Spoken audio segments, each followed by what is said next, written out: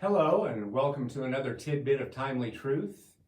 Terry Engler here with you, and the past few days I'm finding myself still consumed with the thoughts of my last tidbit topic. I was talking about peace on earth and goodwill to men. And although, that tidbit was much too long, I would encourage you to find the extra 2 minutes in your life to go back and read it if you haven't already. Why? Because I truly believe that as time goes on in our world, our yearning for peace is going to consume our thoughts as never before. My suggestion in that tidbit was that we be kind to one another, to respect one another, and to cooperate in bringing unity to our small circle of the world, given the fact that we can't bring peace to the global conflicts in the world, and that those things might just help in bringing peace. And I still maintain those efforts will go a long way towards bringing at least a measure of peace to us individually.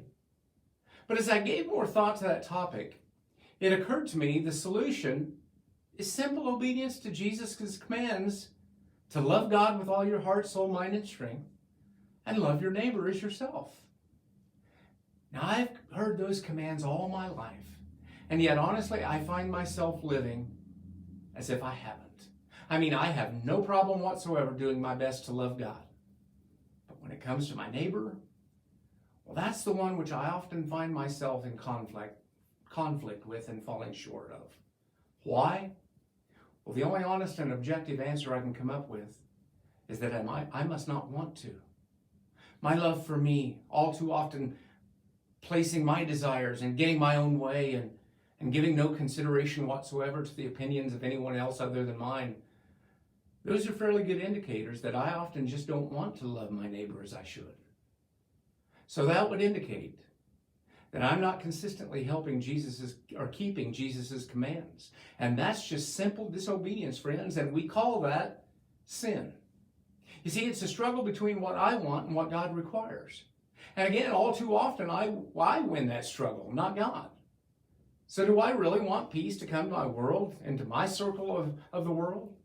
Well, if so, all those things I listed as being the keys to finding peace in that prior tidbit can be found by simply obeying Jesus' first command to love God.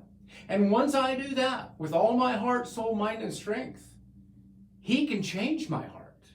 And He can give me the ability to love others more consistently and more completely.